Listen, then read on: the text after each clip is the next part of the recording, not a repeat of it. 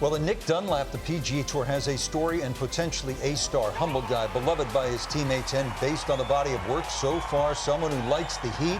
6-footer to win the Amex was clutch on top of the match play toughness we saw from Dunlap in winning both the US Am and the Junior Am, and only Tiger had ever done the double.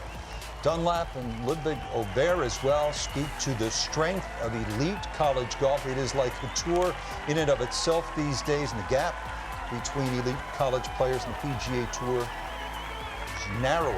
Dunlap making his pro debut exempt as a tournament winner, but since his victory came as a non-member, he did not receive FedEx Cup points, nor the $1.5 million first place check. But when he announced his decision to turn pro last week, he did earn his tour card through the end of the 2026 season, a start at the PGA Championship at Valhalla in May, and then starts in all of the signature events this year. Almost had to turn professional with all of that. Also retaining invitations to the Masters and the U.S. Open that he initially earned by being the U.S. Amateur Champion. He will still play in those two events, but now as a PGA Tour winner. And he spoke earlier with Todd. All right, Nick, it was just last week you announced that you are joining the PGA Tour as a member. You're now a professional. What has changed in your life since that announcement? This could be in school right now in class. No, I mean, I get to live out my dream and travel to all these cool places, and to start here and make my professional debut at Pebble, such a an iconic place. And I'm out here. I'm playing a practice round with Scotty and Sam and Ludwig, and I was invited to a dinner last night with Rory and Justin. So things have changed quite a bit. You mentioned all these players that you're now associated with. What do you hope to pick up from them, and have you reached out for advice? Yeah, just to kind of see how they do things. This is all new to me. I don't know where I'm going. I'm lost when I register. I don't know where the range is, and obviously with their game too. I'm asking them all, like, what are their plans? How many events they're going to play? Because as a 20-year-old, I'm playing well. I just want to play a ton, and I don't think that's the greatest approach ever. So just take bits and pieces from each player and kind of see how they fit into my game. Mm-hmm. When I talk to players who've made the jump from the college ranks to the PGA Tour, like Ludwig Aubert, who you're playing with, has done, I ask them, is winning your primary goal? Well, I don't have to ask you that. So what do you hope to elevate in your game over the next few months? Just get as good as I can, and also enjoy it. It's crazy. I mean, it's been a week and a half, and could be playing a college event in 2 weeks. And like I said, I'm out here living my dream, playing some of the best golf courses in the world, and try to take my game to the next level. What would you say right now your strengths are? I'd say iron and putting. Also, I feel like I'm pretty good at being able to dissect the golf course in practice rounds and kind of figure out a game plan that works for me and not necessarily other people. I feel like that's something that I've learned in college, and Coach Sewell's helped me a ton with, and I'm just going to kind of stick to that out here.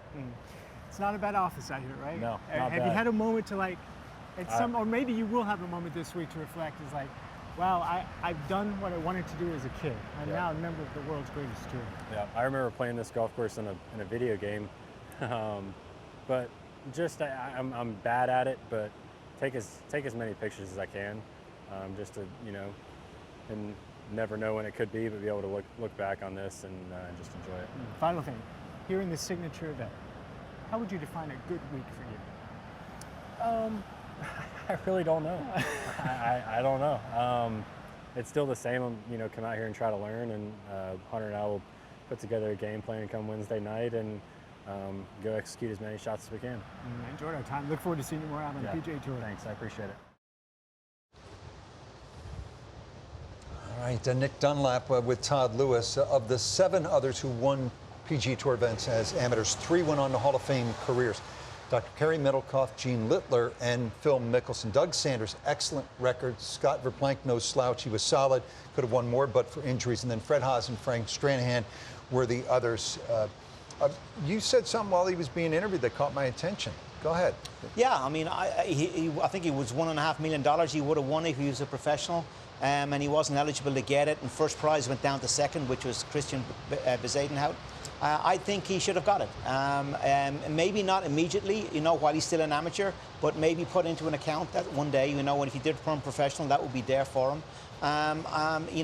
We're in the days now where the world is changing. We talked about that earlier. College kids all over, whether it be baseball, whether it be basketball, whatever it may be, are getting huge money in endorsements now. Golfers are starting to do the same. So why are you stopped from earning prize money? Interesting. Well, I mean, I disagree with that. He entered the event as an amateur. I remember winning a small professional event when I was an amateur in the New York area. Second place got the money. Had I entered it as a pro, I would have gotten the money. But when you enter a tournament as an amateur, you are declaring that you're not playing for money. Now, where I will agree with you is I think he should have gotten the 500 FedEx Cup points for the win. He's now a member of the PGA Tour. That could play a big role in where he finishes the end of the FedEx Cup season. Yep. I mean, two sides to the argument there, Johnson. I take your points there, but I would have maybe deferred it. Put it in an account for when he did turn professional. Well, I mean, then you have to go retroactively back. Gordon Sargent made the cut at the U.S. Open. Where do you draw the line? Well, any amateur that makes a cut in a professional event should be able to defer that money if and when they turn professional. Yeah,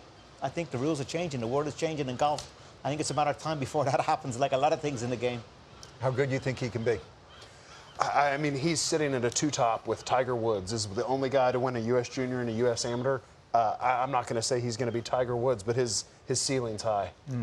Paul, the one thing you touched on at the top of the show, and I mentioned it briefly, is the gap between elite college players and the PGA Tour players shrinking. The gap between, we saw this last week with Matthew Bavon, DP World Tour. I know you were very proud of that. DP World Tour players and the PGA Tour players, maybe not as wide as we had once thought. Korn Ferry Tour closing the gap on the PGA Tour. I think there's like this 500-player colossus now of guys that can shoot 65 and win.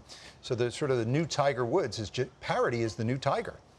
Yeah, I think it goes back to Tiger Woods, Rich. I mean, people talk about, Tiger raised the bar.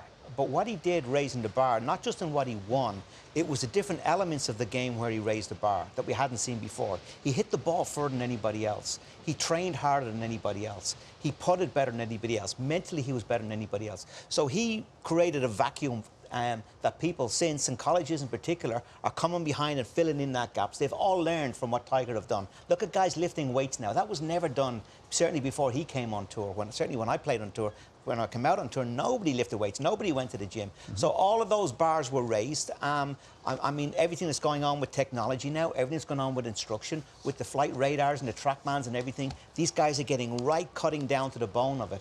And then I'll just throw in the mental side of it on top of it. And I mentioned it earlier in the show, when Aberg comes out last year and performs as well as he does so quickly, to go from a college player to being a star in the Ryder Cup within 3 months and hitting the ground running in professional PGA Tour events, all of his peers and contemporaries who he was beating and was playing around college golf and going, hey, if he can do it, I can do it. And that kind of drags them up as well, too. So a combination of all those things is called raising the bar. And that's what we got now. We got a very small gap between the best and the bar. And also, I completely agree with you on all of that, which is nice for a change.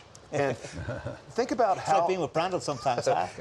Think about how the amateur game, the junior game, the collegiate game has been broadcast by the Golf Channel for the last number of years. I remember the first time a camera came out on me on the Korn Ferry Tour, my first time, I freaked out. I was not used to it.